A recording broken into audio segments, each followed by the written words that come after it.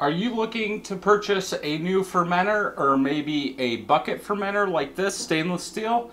Well, today we're going to have an overview of this unit. So stay tuned, let's get it going.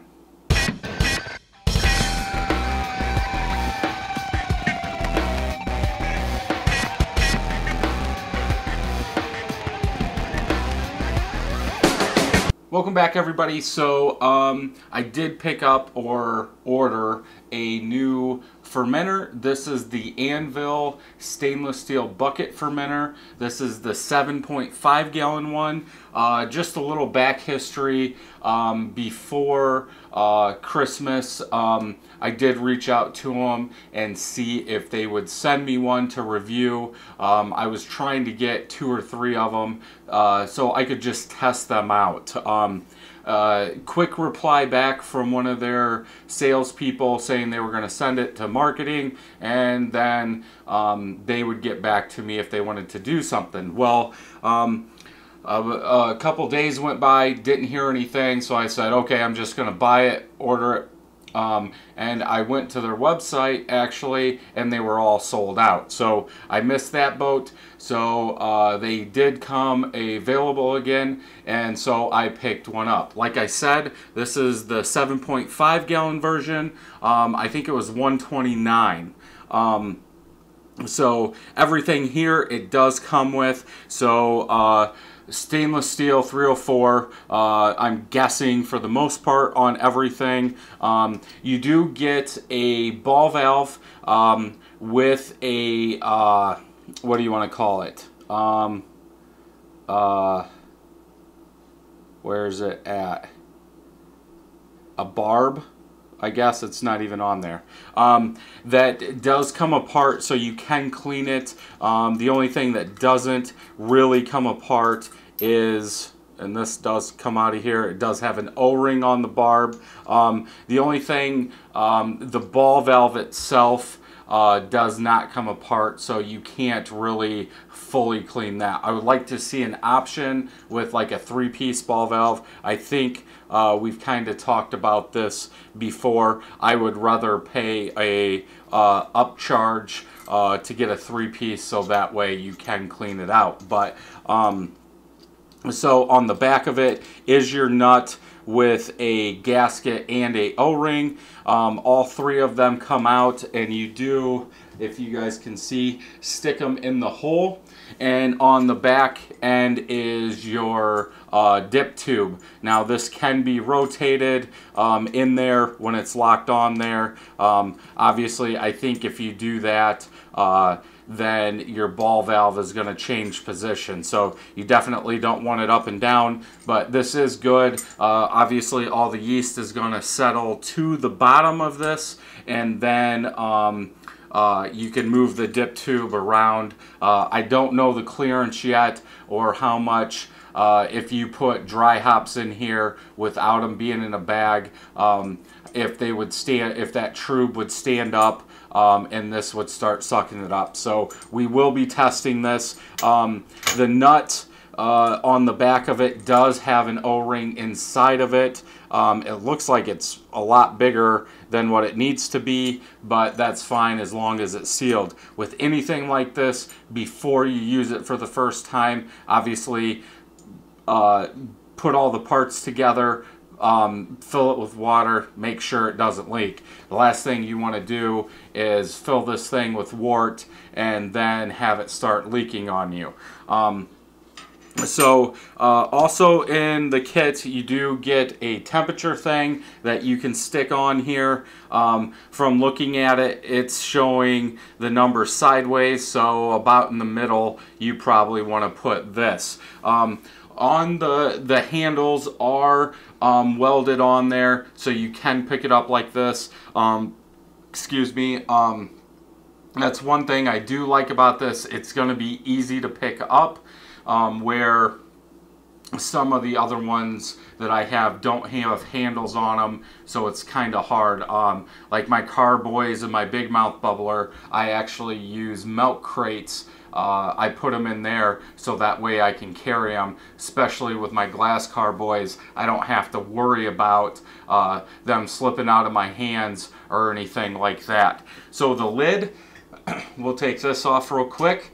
Lid, same thing, stainless steel design. It does have an O-ring. Hopefully it stays in there once it's under, you know, once it has wart in there. Some of the other ones I have that do have O-rings do fall out. We do have a hole for your airlock in there, and it does come with a bung. I don't think it calls out what size on the little instructions that they give you as to what size the bung is. It does give you a nice detailed drawing of how to put this thing together. Unlike some of the other ones, this is clean, it's correct, it should go together just fine for you. So we'll go ahead and get that out of here. The bung is kind of, I'm guessing it's a 6, it could be a 6.5 or something.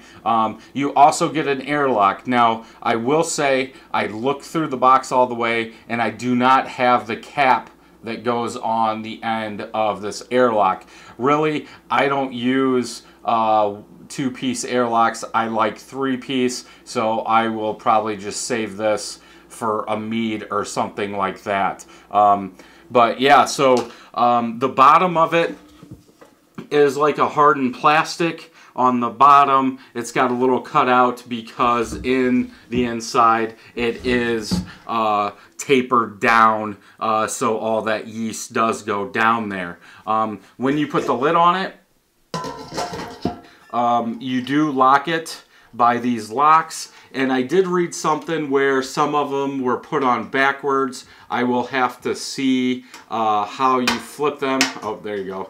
I was reading some stuff on it, and what they were saying, like I was just saying, some of these latches were put on backwards before they were welded on, and you had to do something. I don't remember what it said, but mine looked good. But yeah, you just lift the tab up and put it on there, then push it down. A good seal, I'm hoping. We'll find out. Like I said, I am going to use it.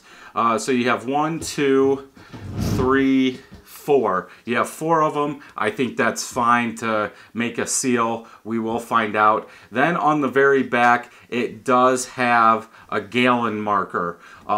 This one kind of stops at 6.5 gallons, then 25 liters.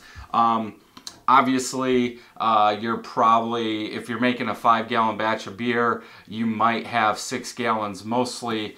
And if we look, hopefully I'm not too tall cutting off my head on this one.